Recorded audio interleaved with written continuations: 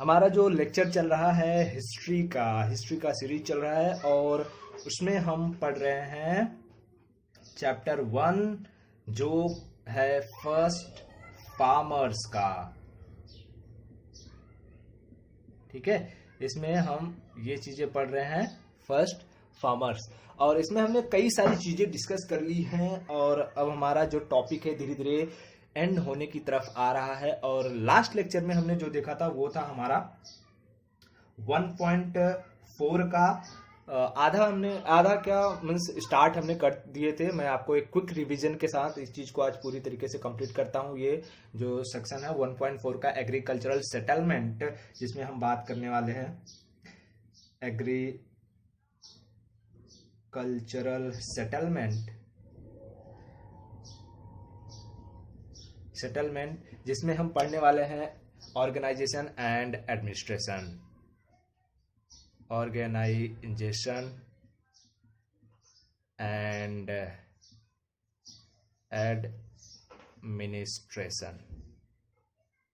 ठीक है, organisation and administration के बारे में हम पढ़ने वाले हैं। मैंने ब्रीफ जो इंट्रोडक्शन था वो लास्ट वीडियो में दे दिया है, आप चाहिए तो लास्ट वाला वीडियो जाकर के देख लीजिए अगर आपने नहीं देखा है। उसके बाद आगे बढ़ते हैं। मैंने आपको बता दिया था कि जो रिसर्चर्स थे उन्होंने फाइंड आउट करना शुरू किया कि जो नियोलिथिक विलेजेस थे, यानी नियोलिथिक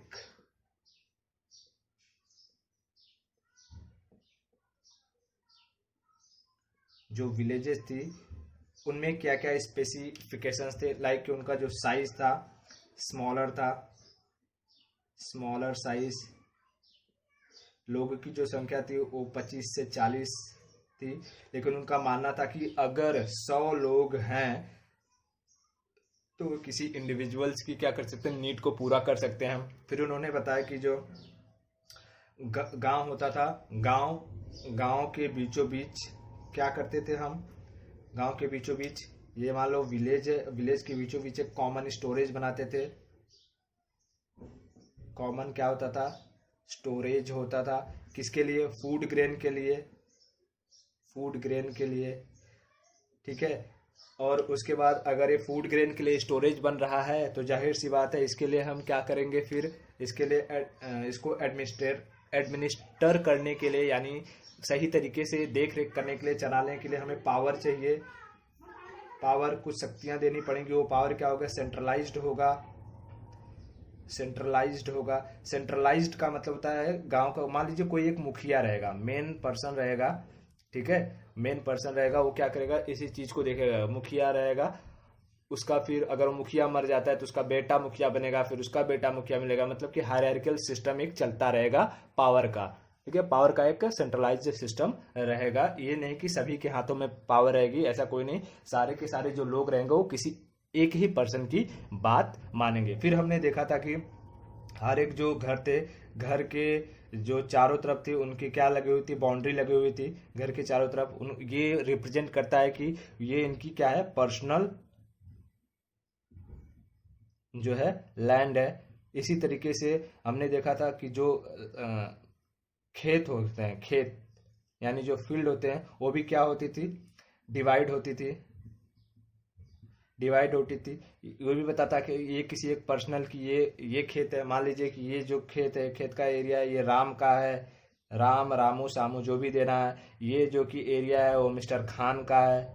ठीक है, तो इस तरीके से चीजें हमको एविडेंसेस, मतलब कि जो भी रिसर्चर्स ने पाया है उनको ये चीजें मिली है। हायरार्किकल सिस्टम मिला है पावर का, ये चीज हमने देख ली और ये हमने लास्ट लेक्चर में डिस्कस बेसिकली कर लिया था। नाउ अब बात करते हैं, थोड़ी एक इंपॉर्टेंट चीज बताता हूं कि अब इसमें हमें जो चीजें देखिए, जो नियोलिथिक विलेज में दो मोस्ट इंपॉर्टेंट चीज देखनी है, वो देखना हमें पॉटरी सिस्टम, यानी कि बर्तन जो बनाए जाते थे उनके लिए क्या क्या स्टेप्स होते हैं, पॉटरी सिस्टम। और उसके बाद जो हमारे होते हैं लाइक गहने वगैरह बनाने के लिए। ठीक है, जो आप बोल सकते हो कि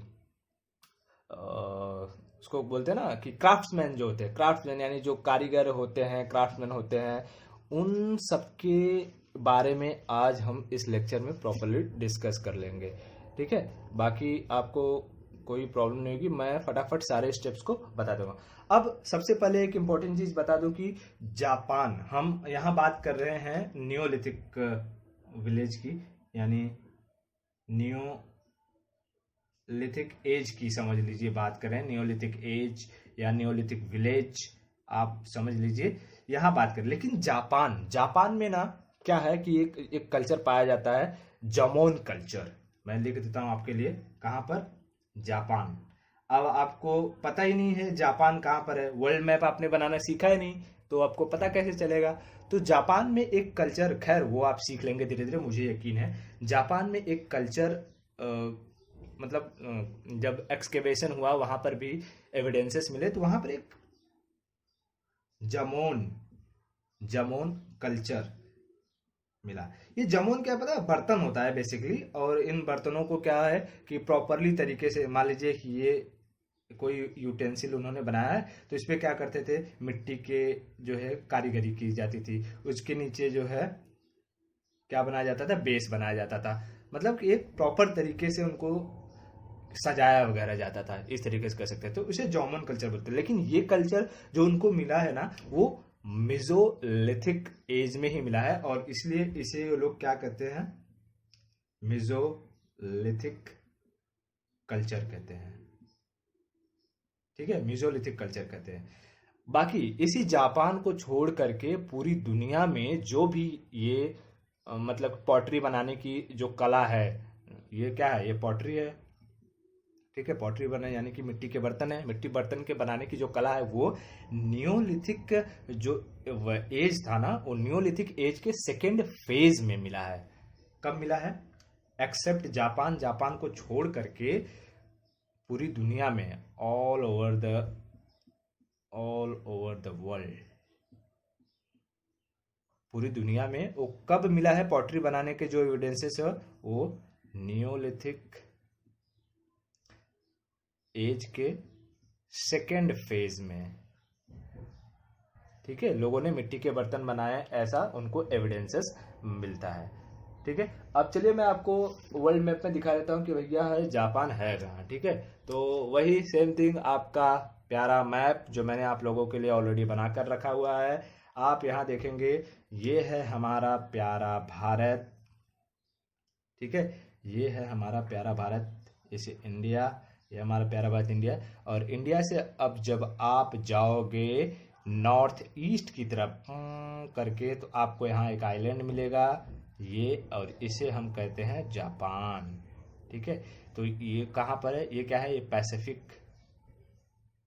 पैसिफिक ओशियन है। पैसिफिक ओशियन में यहाँ देखोगे जापान, और ये पूरा ये हम देखेंगे, ये क्या है, ये रसिया है, ये रसिया है। ठीक है, रसिया का ये साइबेरिया वाला पार्ट है जहाँ बहुत ठंड है, जो पोलर रीजन पाया जाता है, और यहीं पर आपको मिलेगा ये जापान। ये देखिए जापान किसके नज़दीक है, ये किसके नज़दीक है भाई, ये है हमारा, अगर आप देखोगे तो ये आपका जो प्यारा है नॉर्थ कोरिया और साउथ कोरिया, यहाँ तक देखो, ये क्या है, ये साउथ कोरिया है, साउथ कोरिया। ठीक है, तो आप भी जो है वर्ल्ड मैप की प्रैक्टिस कीजिए, और जैसे ही मैं कोई कंट्री बोलता हूँ, फटाक से आपको उस कंट्री का लोकेशन आपके दिमाग में आना चाहिए। ठीक है, चलिए हम नेक्स्ट की बात करते हैं। आई होप ये चीज समझ गई आपको। Okay, very good. ओके, अब हम बात करते हैं जो भी हमारे नियोलिथिक कल्चर में जो पॉटरी मेकिंग है, उनके लिए क्या क्या चीजें इंपॉर्टेंट थी। ठीक है, पॉटरी मेकिंग के लिए ना जो प्रोफेशनल्स होते थे, उनको कुछ चीज़ों का जानना बहुत इंपॉर्टेंट होता था। जैसे कि जो मिट्टी है, पॉटरी बनाने के लिए जो मिट्टी है उसका सोर्स क्या है। ठीक है, उस मिट्टी का सोर्स क्या है, एक्सलेंट क्वालिटी ऑफ सोर्स, ये जानना जरूरी था। फिर वहां से उन सोर्स मतलब मिट्टी को मैनेज करना किसी तरीके से, कि वहां से कैसे प्राप्त किया जाए, कैसे लाया जाए, ये दूसरा पॉइंट था। उसके बाद उसे ना नेड करना, यानी उसको सानना, प्रिपेयर करना उस क्ले को, ताकि वो पॉटरी को बना सके प्रॉपरली तरीके से, तीसरा प्रोसेस था। और चौथा प्रोसेस अभी मैं आपको सब लिख कर बताऊंगा। ठीक है, उसे क्या करना था, डिजायर शेप देना, हाथों से शेप दिया जाता था। फिर बाद में जो कि जब पहिए का निर्माण हो गया, मतलब खोज हो गई होगी, तो उन्होंने क्या कैसे शेप देना शुरू किया, चकले पर शेप देना शुरू कर दिया होगा।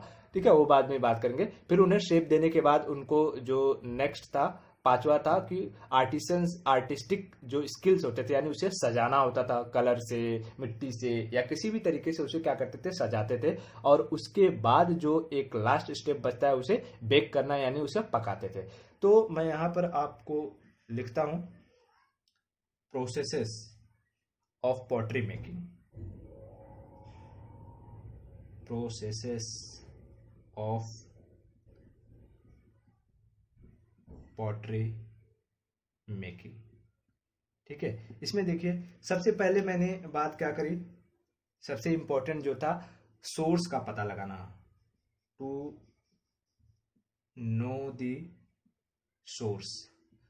अब सोर्स मतलब किसका, मिट्टी का, यानी क्ले की बात करेंगे हम लोग, ठीक है। उसके बाद दूसरा क्या होना, टू ऑब्टेन,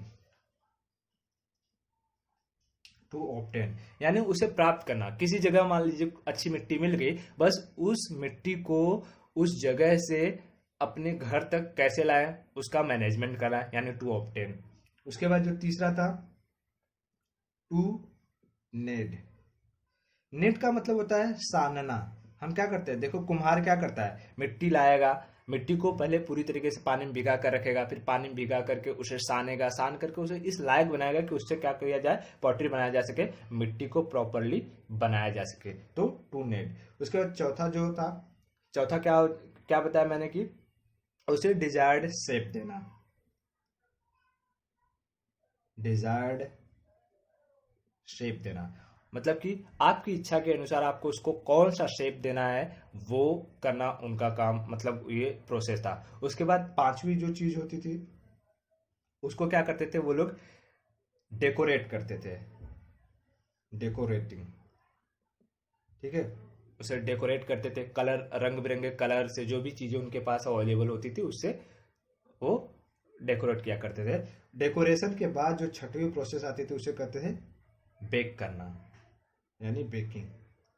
और ये जो बेकिंग की प्रक्रिया थी ये कितने डिग्री सेल्सियस तक होती थी, 850 से 900, 850 से 900 डिग्री सेल्सियस तक उसे बेक करना पड़ता था। यानी कि उन्हें टेम्परेचर का प्रॉपर नॉलेज, जो भी इंसान, जो भी ये लोग रहे होंगे उस समय में, उन्हें टेम्परेचर वगैरह का प्रॉपर नॉलेज होना चाहिए। और ये चीज क्या थी, ये स्किल्ड पॉटर्स होते थे, ये स्किल्ड पॉटर्स होते थे, स्किल्ड पॉटर्स होते थे, यानी जो मिट्टी के बर्तन को बनाते थे, ये अपने नॉलेज को पीढ़ी दर पीढ़ी, यानी हर अपने ही मतलब कि जैसे आपके पिता ने कोई चीज काम करते थे, उन्होंने आपको सिखा दिया, फिर आपने अपने बेटों को सिखा दिया, फिर आपके बेटे ने अपने बेटों को सिखा दिया। तो ये क्रमानुगत ऐसे ही चलते रहता था, वो लोगों को पीढ़ी दर पीढ़ी, बोलते हैं ना, पीढ़ी दर पीढ़ी वो लोगों को क्या करते हैं, सिखाते गए, इनहेरिटेंस जिसको बोलते हैं, ठीक है, उन्हें सिखाते गए।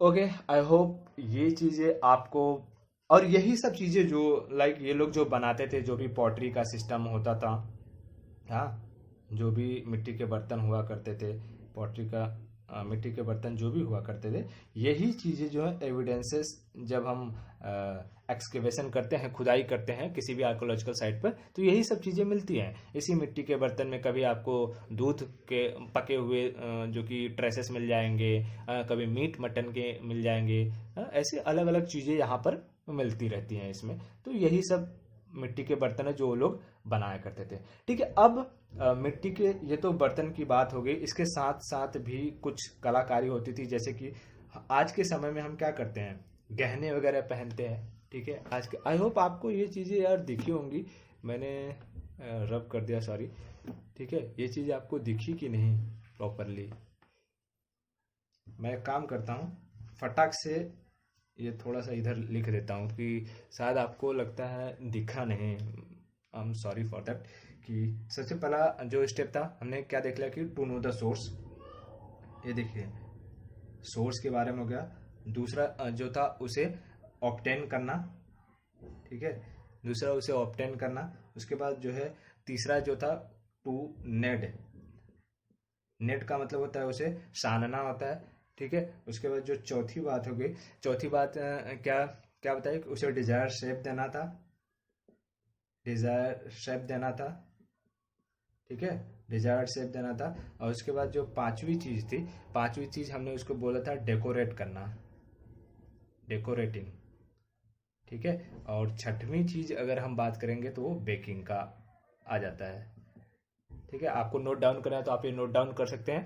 बाकी उसके बाद मैं नेक्स्ट चीज की तरफ बढ़ूंगा कि लोग वो गहने वगैरह किस चीज के पहनते थे, ठीक है, गहने वगैरह किस चीज के पहनते थे, ठीक है। इसका आपने नोट डाउन किया, ओके। नेक्स्ट चलते हैं। तो ये तो पॉटर्स हो गए जो मिट्टी के बर्तन बनाते थे। अब वहां पर वेरियस अलग अलग तरीके के और भी लोग रहेंगे, जैसे आर्टिसंस बोलते हैं ना, नियोलिथिक पीरियड में हम आर्टिसंस भी हमें मिलते हैं, लाइक स्किल्ड आर्टिसंस। ये तो क्या हो गया, ये हमारे इसमें थे स्किल्ड पॉटर्स। अब हम बात करेंगे किनकी, बात करेंगे स्किल्ड आर्टिसंस की। आर्टिसन यानी क्या होता है, कारीगर। ये लोग क्या बनाते हैं, जैसे कि आज के समय में हम सोने चांदी के गहने पहनते हैं, उस समय में वो लोग इसी तरीके से बीड्स होते थे, बीड्स यानी जो मनके होते हैं ना, मनके बीड्स वगैरह, शिप वगैरह होते थे, शिप जो आपके सेल्स होते हैं ना, घोंघे टाइप के, या नॉर्मल भाषा में अगर बात करें तो जो शंख वगैरह होते हैं, कौड़ी होती है, उन सब की चीजों, उन सबको क्या करते थे, मिला करके वो क्या करते थे, गहने वगैरह बनाया करते थे, ठीक है, सबको गहने बनाया करते थे। सो इनके बारे में भी हम थोड़ी सी बात कर लेते हैं कि ये इनका भी एक्चुअली, इनको बनाने में भी बहुत सारे प्रोसेसेस लगती हैं कि इन सब चीज़ों को कैसे बनाया जाए, इनका स्टोरेज कैसे किया जाए, क्या क्या स्टेजेस हैं, इन सब चीज़ों को भी सीखना पड़ता था। पीढ़ी दर पीढ़ी लोग एक दूसरे को इसको भी सिखाते थे। ये स्पेशलाइज्ड क्राफ्ट जिसे कहते हैं, कि जो भी एक स्किल्ड आर्टिसंस है वो तभी कारीगरी में निपुण हो सकता है जब वो उसे प्रैक्टिस करता हो दर रोज, ठीक है। तो इसमें कुछ चीजें आपको मिलेंगी आपके बुक्स में कि लाइक वो बीड्स का इस्तेमाल किया करते थे। बीड्स यानी जो अगर हिंदी में देखें तो मनका होता है, ठीक है, मनका जो ऐसे गोले गोले, मान लीजिए मोती वगैरह आज के समय में होता है ना, उसे बीड्स कहते हैं। तो उस समय में क्या करते थे, मान लीजिए पत्थर हो गया, पत्थर में होल कर दिए, ये दूसरा पत्थर हो गया जो कि उसमें होल कर दिए, उसके बाद जो है ये तीसरा पत्थर हो गया, उसमें होल कर दिए, ठीक है। फिर बीच में क्या कर दिए कि वो लोग ऐसा ऐसा कोई पत्थर बना दिए, इसमें होल कर दिए, हाँ, फिर से यही चीज़ फिर से वापस रिपीट कर दिए, ये पत्थर हो गया, हाँ, फिर ये हो गया, और उसके बाद जो है कि फिर ये हो गया। तो ये सब एक दूसरे को जोड़ जाड़ के मिला उला करके ये क्या बन गया, एक अच्छा खासा हार बन गया। और यहाँ ये रस्सी से होकर के अपना इस्तेमाल किया कर पहनते थे, ठीक है। इसमें ऐसी कई सारी चीजें का वो इस्तेमाल करते थे। नाउ अब बात करते हैं कि जब एक्सकवेशन हुआ नियोलिथिक साइट, जो एक्सकवेशन के टाइम ये सारे बीड्स वगैरह जो मिले हैं, ठीक है, उनमें कुछ फॉल्टी इनकम्प्लीट बीड्स भी मिले, मतलब कि जैसे बना रहा था वो टूट गया होगा, बना रहा था वो टूट गया होगा, वो भी चीजें मिले हैं। तो वही चीज मैं बार बार आपको बता रहा हूँ कि बनाने के लिए भी उनको क्या था, कारीगरी करनी पड़ती थी, स्किल्ड वर्कर होने, स्किल्ड जो बोलते हैं ना आर्टिसंस होना पड़ता था। लाइक उनको बनाने के लिए आपको बार बार प्रैक्टिस करना पड़ता था, सिंपल सी भाषा में अगर बात करें तो। चलिए इसको भी देख लेते हैं कि इसके भी जो कुछ प्रोसेसेस हैं वो क्या क्या है। तो सबसे पहला जो प्रोसेस है वो क्या करते थे, सोर्स का पता लगाना। अब देखो ये जो पत्थर है वो किसी भी पत्थर का इस्तेमाल नहीं करते थे, वो सिलिशियस स्टोन का यूज करते थे। मैं आपको लिख रहा हूं यहाँ पे कि जो सिलिशियस, यानी मैं आपको भी बताऊंगा कि ये सिलिशियस स्टोन क्या होता है।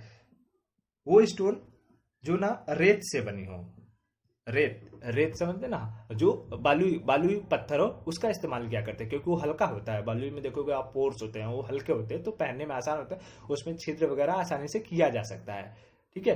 तो आप समुद्र के किनारे जाइए तो आपको देखिए ना कुछ बालू के जो छोटे छोटे आपको पत्थर मिल जाएंगे जिसमें ऑलरेडी होल होता है, तो आप उनको पॉलिश करके शेप दे करके आप उनका गहना वगैरह बना सकते हैं, जो गले में पहनने के काम आता है, या बैंड वगैरह बना सकते हैं जो हाथ में पहनने के काम आता है। तो उसी तरीके से वो पता लगाते थे, सोर्स का पता लगाते थे कि सिलिशियस स्टोन का सोर्स कहाँ पर है।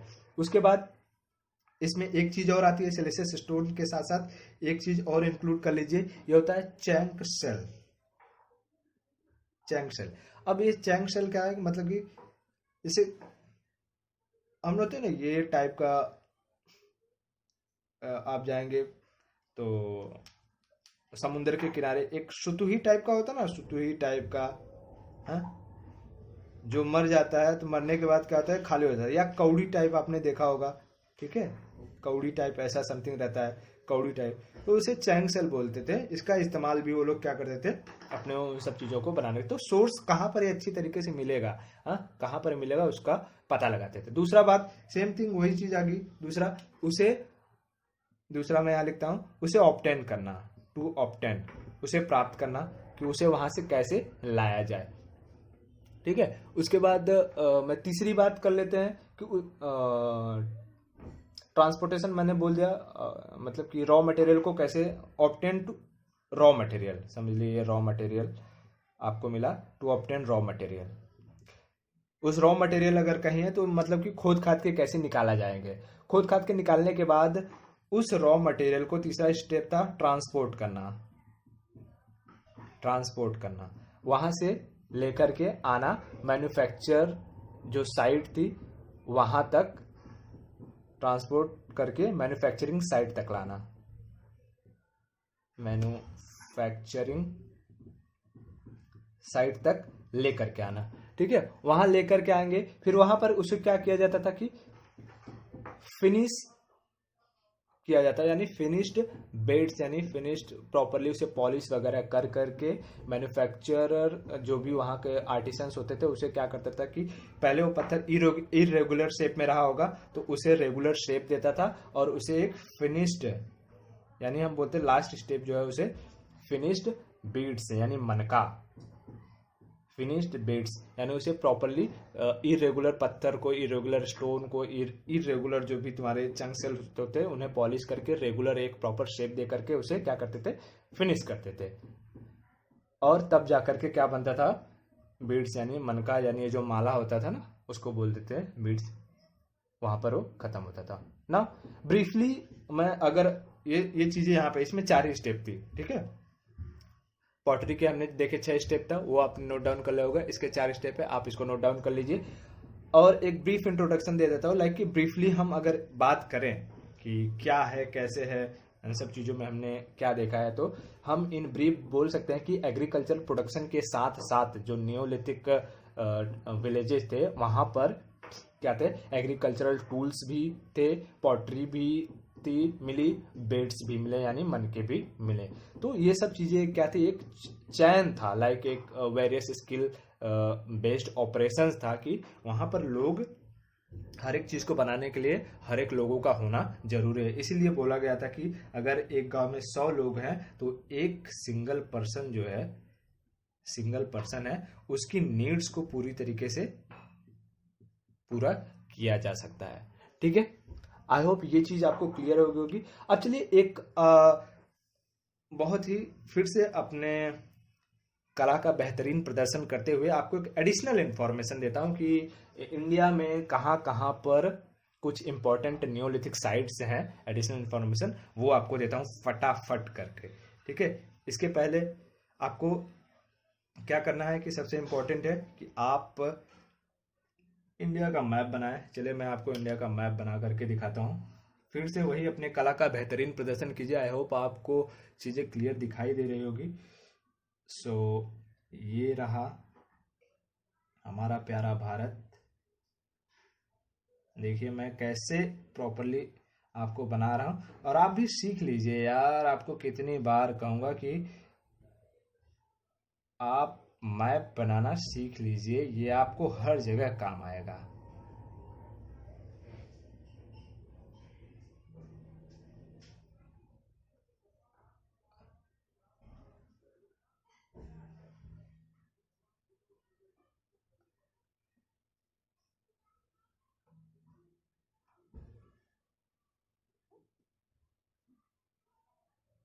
थोड़ा सा प्रैक्टिस कीजिए।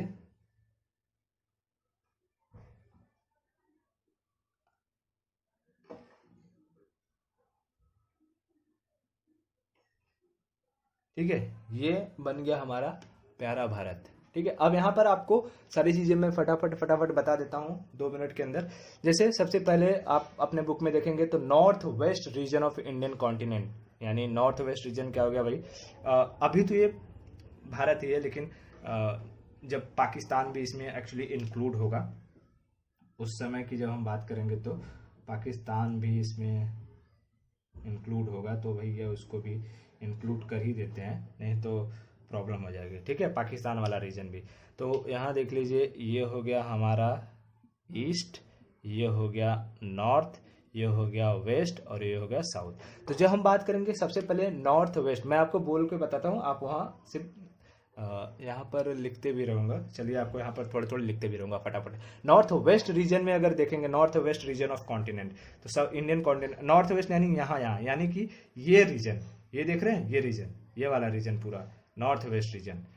यहाँ पर कोई भी एविडेंसेस पॉटरी के नहीं मिले हैं। ठीक है, फेज 1 में 7000 से लेकर के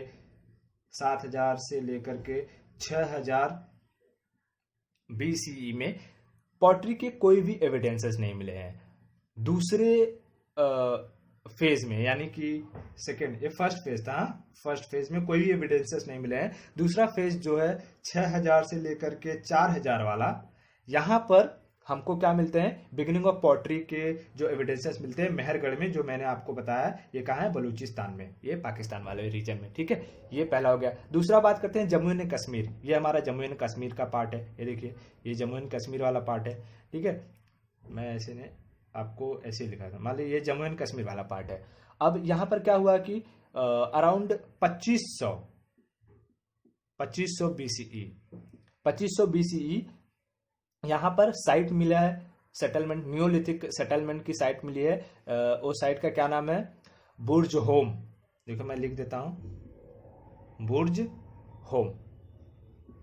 एंड एक और साइट है गुफ कराल,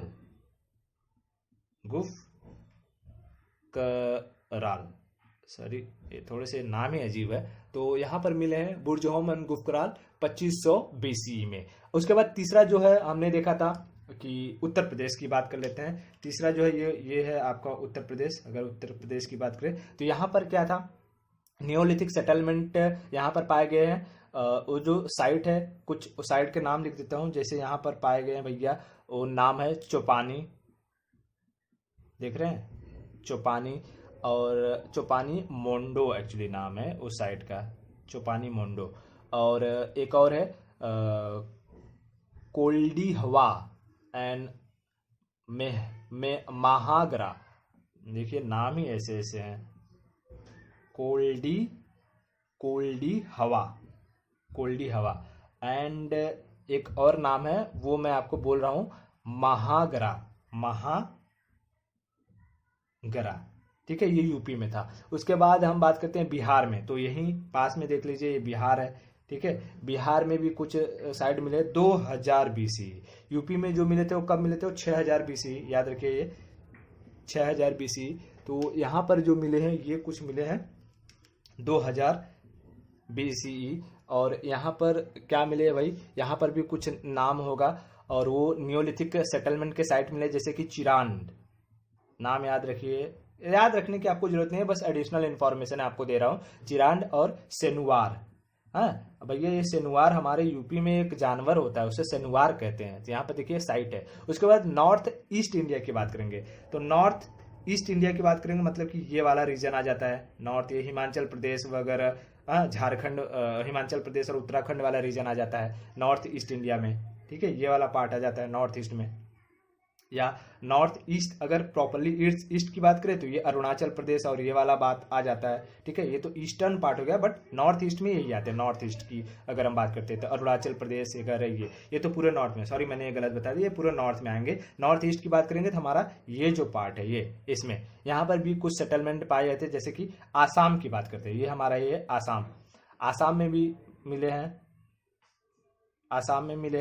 आसाम में कुछ 2700, यानी कि 2700 BCE, 2700 BCE पहले आसाम में एविडेंसेस मिले हैं। और वो जगह है कुछ अगर बात करें नाम क्या है साइट का, दाओजली, ये याद रख लो भाई, मतलब कि ये किसकी जली, दाओजली, आसाम में है दाओजली, ठीक है। दाओजली हेडिंग, पूरा नाम लिख लो, दाओजली हेडिंग आसाम में है। और नियोलिथिक टूल जो फाउंड यहाँ पर हुए हैं ना, वो जो चाइना में जो टूल्स नियोलिथिक टूल्स पाए गए हैं, चाइना हमारे ये देखो, ये चाइना है, यहीं पे पार्ट इधर चाइना है, तो यहाँ पर जो टूल पाए गए थे उसके कंपेयर में जो आसाम में टूल पाए गए थे वो ज़्यादा अट्रैक्टिव थे, ठीक है। और साउथ इंडिया की बात कर लेते हैं, तो ये देखिए ये सब पूरा का पूरा ये जो पार्ट है साउथ इंडिया का पार्ट है, ठीक है। साउथ इंडिया में अगर हम बात कर लेते हैं कि देखिए कर्नाटका हो गया, आंध्र प्रदेश हो गया, तो ये हमारा पार्ट हो गया, कर्नाटका हो गया। उसके बाद आप बात करेंगे तो ये तमिलनाडु का पार्ट हो गया, ये आंध्र प्रदेश का पार्ट हो गया, कर्नाटका, तमिलनाडु, आंध्र प्रदेश, इन सब पर भी अलग अलग जो कि साइटें मिले हैं। जैसे कि कर्नाटका की अगर साइट की बात करूँ, ये कर्नाटका है, कर्नाटका की साइट अगर बात करूँ तो वहाँ पर है आपका संगान कल्लू, क्या नाम है यार, संगान, आई होप कि आपको दिख रहा होगा यार, सॉरी थोड़ा सा अपना समय भी समाप्त हो चुका है। संगान कल्लू ये साइट का नाम है। मस्की, मस्की मैं आपको बोल रहा हूँ, आप देख लीजिएगा, मस्की, ब्रह्मगिरी, ठीक है, ब्रह्मगिरी, ये कर्नाटका वाला साइड में आपको बता रहा हूँ, ठीक है, ब्रह्मगिरी। और इसी तरह और कई सारी चीजें अब आपको बता देता हूँ। आंध्र प्रदेश, आंध्र प्रदेश का भी एक साइड बता देता हूँ आपको, जैसे कि नागार्जुनी कोंडा, ये नागार्जुनी कोंडा ये एक नाम है, ये याद रखिए। और तमिलनाडु में ये जैसे ये हमारा तमिलनाडु का रीजन है, सो तमिलनाडु में एक है पय्याम पल्ली, ठीक है। ये सारे साइट्स मिले हैं। आई होप ये लेक्चर आपको पसंद आया होगा और आपको चीजें प्रॉपर्ली समझ में आई होगी।